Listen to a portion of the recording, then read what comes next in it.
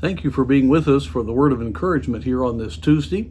And today I'd like to look at Galatians chapter 2. Some time back we looked at the wonderful concept of being crucified with Christ. That's that well-known verse, chapter 2 of Galatians, verse 20. Nevertheless I live, yet not I, but Christ liveth in me.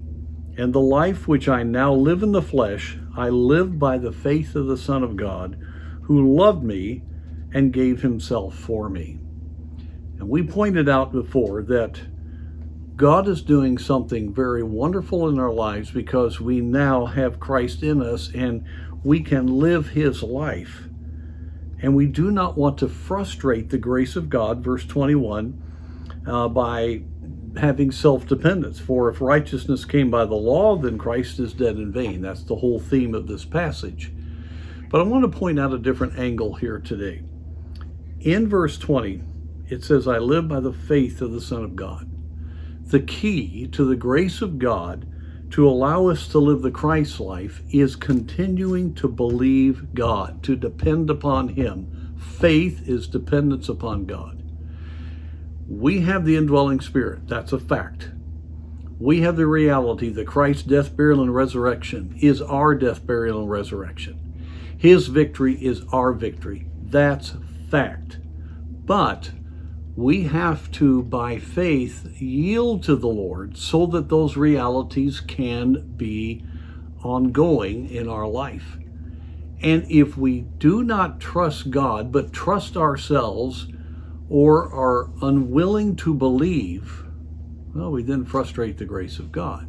You see, faith is the means of grace. You find that in Romans chapter 5 clearly, that we have the grace of God, and it's through the steps of faith that we take in the Word of God to depend upon the Lord, to obey him, to move forward according to his will, to think spiritually, not naturally. And when we do that, God's empowerment, his free gift of his presence in our life to enable us to be and to do what we ought to do, it becomes a reality. And we don't want to frustrate that grace, but we frustrate that grace by not believing God.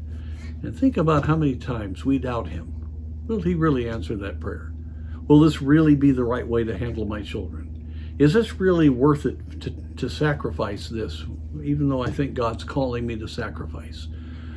Is this principle really right? The minute we doubt God or just wonder if he's really going to work, we hold back on what God can do in his life being lived through us. And I'm telling you, when Christ's life is being lived through us, it's a glorious life. And God does supernatural, mighty work through us. So let me just ask you, are you claiming Galatians 2:20 by faith? That's what it says. I live by the faith of the Son of God. You have to have faith in him, faith in his words. You've got to believe that.